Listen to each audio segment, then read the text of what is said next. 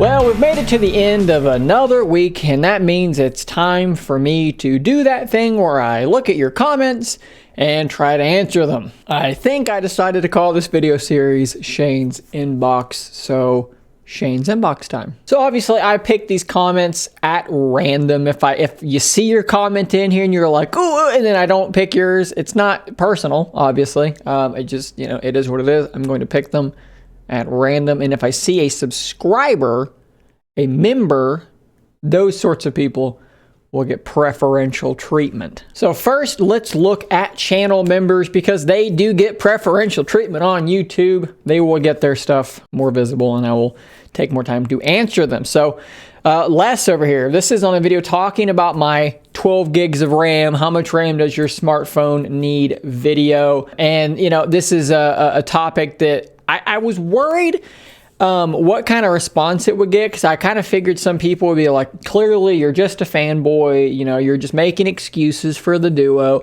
and that's not really what I was doing. I was trying to explain how RAM works and how having 6 gigs of RAM versus 12 gigs of RAM, it's a diminishing return to the point that it just doesn't matter in day-to-day usage. So Les here said, 6 gigs of RAM is enough? Please, how am I supposed to play Forza and mine Bitcoin and break government-level encryption with a phone that only has 6 gigs of RAM? Nice sarcastic post there. That did make me laugh. We'll give you a little star there. And as you see here, Les is a subscriber and he is a member. So thank you, Les, for that. Rob Cooper, great video, totally agree. Thanks for watching, Rob. Sander, Surface Duo is powerful enough for every phone task. Name one app that doesn't work on Surface Duo thanks to SoC or RAM limitations. Everything works great.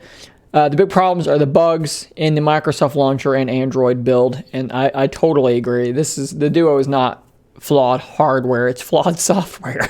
Sandra Payne, kind of echoing the same thing. People have 8 gigs in their desktop and laptops that do way more than a phone does. Newer, faster processors in phones is just to sell you new phones. Since phones simply don't use the processing power for everyday use. It's kind of the same with 5G too. It's faster, but you won't make use of it with a phone. Even with LTE, my Duo download speeds are high enough to run 4 simultaneous 4K streams. And I thought that was a pretty good point as well, because everyone's freaking out about 5G, and it's like, is there something you do on your phone that you're like, dang, these internet speeds are just too slow? And look, I'm sure in some areas, yeah, it probably is too slow, but those are not areas that are going to get 5G, so it doesn't really matter. The fact that, yeah, she's right, you can stream 4K, multiple times over on LTE.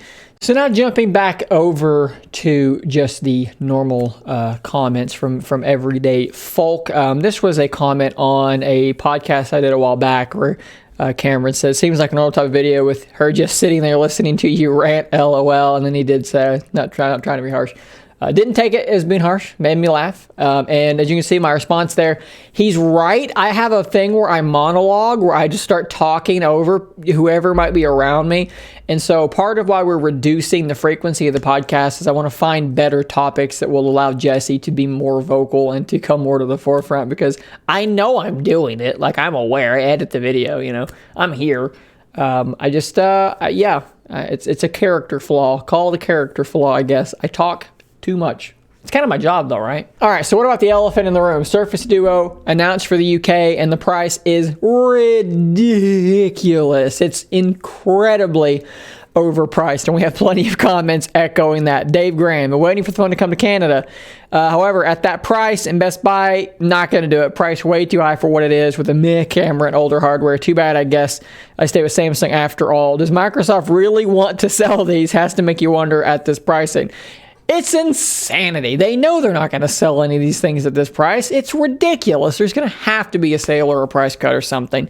Gary Westwell, starting price too high. I'm glad I got mine in the USA. Fraction of that price.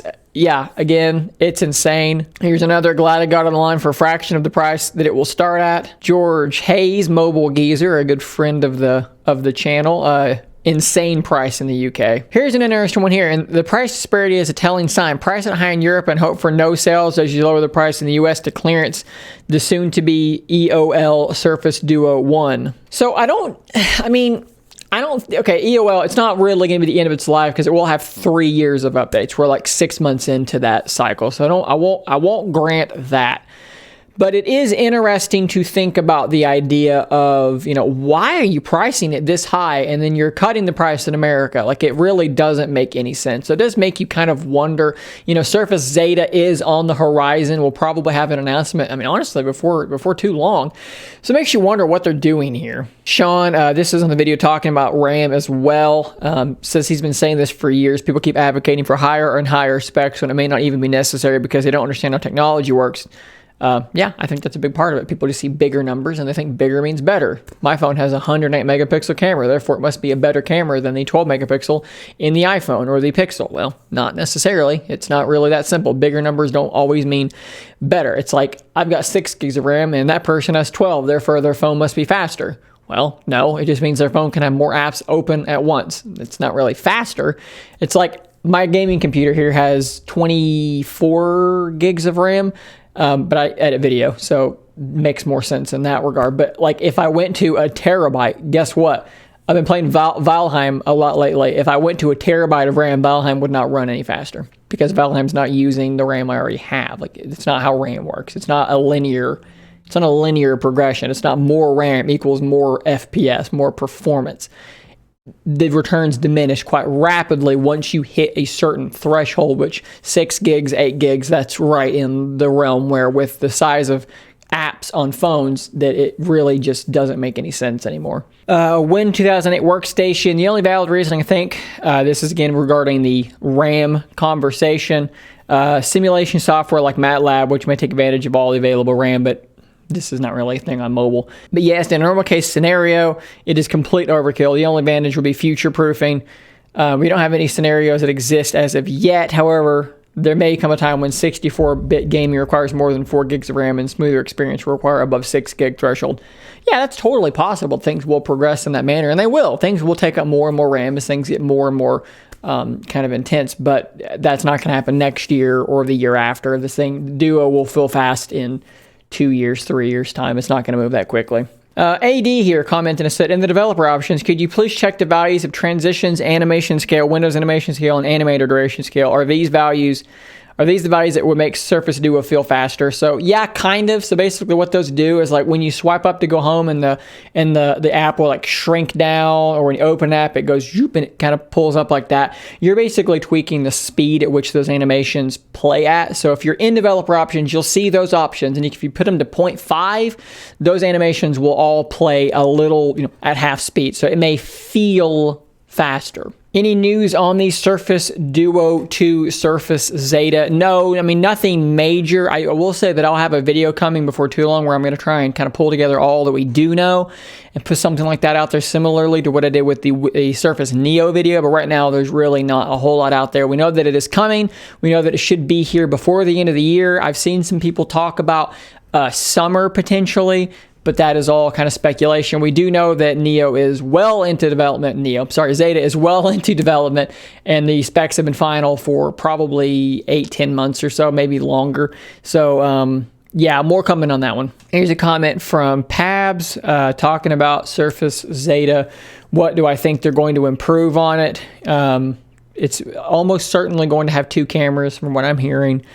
Newer processor, so 5G will probably be there. Wireless charging, I've not heard yes or no on. It's possible, but the thickness thing is going to be potentially a problem. The bezels might get a little bit smaller, but I think that you're still going to have bezels, and I think that's more a function of usability than anything. When you're talking about a device like this, you kind of need an area to touch to manipulate the screens without touching the screens.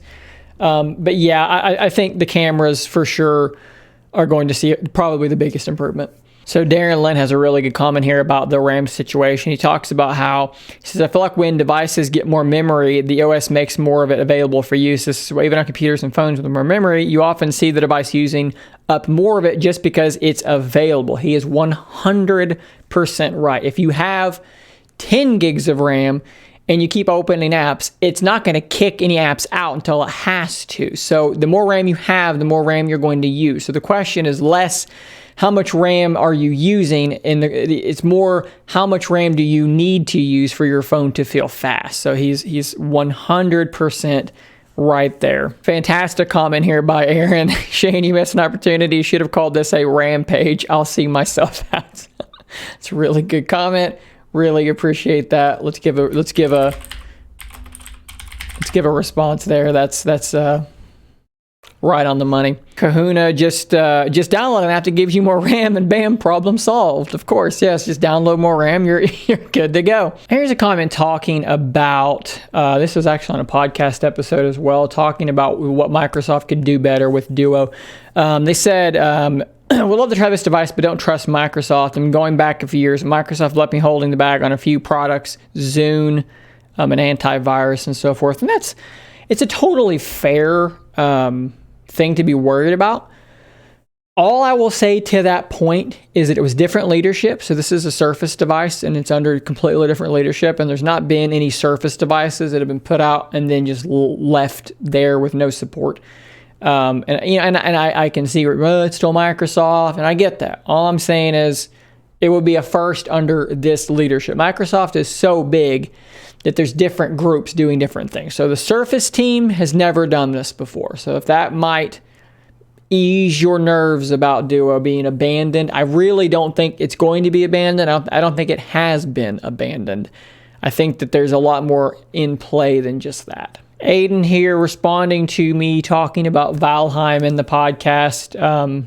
Hopefully he did enjoy that game. I've been absolutely loving it. I think I'm over 30 hours of playtime in like a week, which is wild for me. Having a lot of fun with it. He just mentioned that in that podcast I said something about, I don't know exactly how I said it, but that Windows Phone failed and that it would fail again if they tried it again today.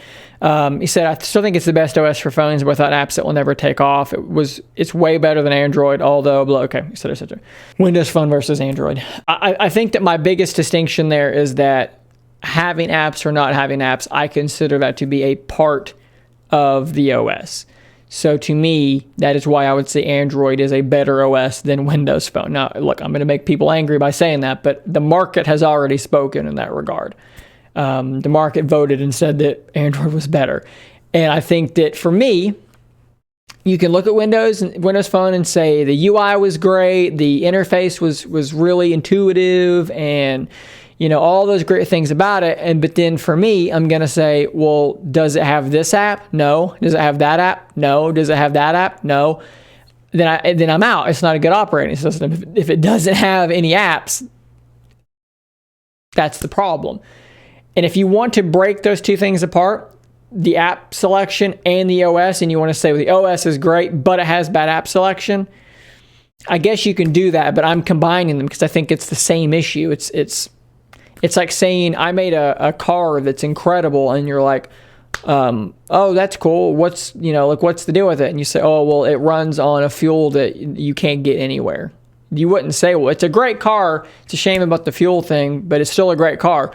No, you'd say it's a terrible car. You can't fuel it up anywhere. It's useless. It doesn't work. That's the way I see it. Livio here has a really good comment as well. They said, I have a feeling Microsoft are just barely keeping the Duo 1 maintained. Their concentration is focused on developments of Duo 2 or Zeta, whichever you want to call it, where they surely want to correct all the shortfalls of the first release, but they'll need to be creative with their existing loyal Duo customers to then invest in a version 2. And that's kind of something I alluded to in that podcast, and I do think that that's probably a very fair point. I think that they know that Duo fell short of the mark in a lot of different ways, and Zeta is going to improve on a lot of things. The biggest question I have is, for those of us that have already bought Duo, how far do they run away with Zeta and leave us behind? I think you'll continue getting software updates as if nothing. I don't think it's going to be a big deal. I think you're going to keep getting your updates and so forth. But is Duo likely to get big releases of Android at the same time as Zeta? I don't know. Microsoft will have to show me that they're able to pull off 2 concurrent releases like that, like Samsung can, before I'm really going to be able to make a judgment, a value judgment on how that's going to go. And I guess I want to tail things off here by talking about a post that I made on the Surface Duo Facebook group, Surface Duo Central. And in this group, I was asking people to give some more information on their battery life. A lot of guys have been talking about my battery life is worse after the January update. So I kind of wanted to understand what people mean, because it's really tough for me to hear my battery life is bad and this person says my battery life is good, because I don't really know what they mean by bad or good. I don't know what their expectation is, and I don't know how they're using the phone. Like if I just leave my Duo, if I don't use it very much, like today I've not really used it much at all. I'm on like 80% battery and it's like 2:00 p.m. It's been unplugged since 6 in the morning. That's great. I haven't used it though, so it's not really impressive. So I needed to know the details, the information. So if you're in this group, please do add to this. But what I'm asking people to do is to, I'll use mine as an example because it's the way I'm kind of hoping to see it. I've got my battery usage, and then I've got this page here that shows screen time, and then I want people to rate what's going on. So rate their performance. Like my battery's performance, I rated it a 7 out of 10. So good, not incredible. And then how hard are you pushing the device?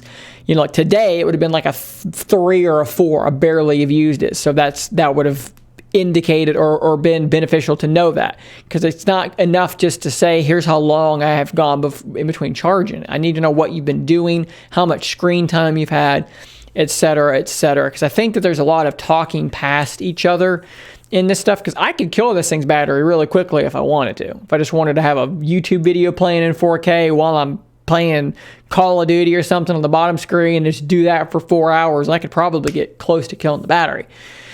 But that's not normal. So I need to know what people are doing and what they mean by good and bad.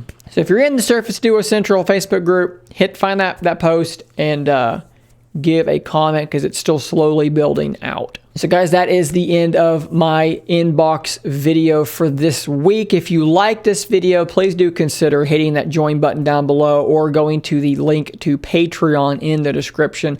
$2 a month on YouTube, and you can kind of pick a bit better what you want to do on Patreon. If you want to help support what I'm doing here, I would appreciate it greatly. Thank you so much to the latest members here on the YouTube channel. I appreciate it a ton, and specifically to Livio on Patreon, who is currently our only patron over there. We've got obviously quite a bit more on YouTube going on. Patreon's new, so choose your flavor there. So guys, I'll see you on the next video, and until next time, stay nerdy, my friends.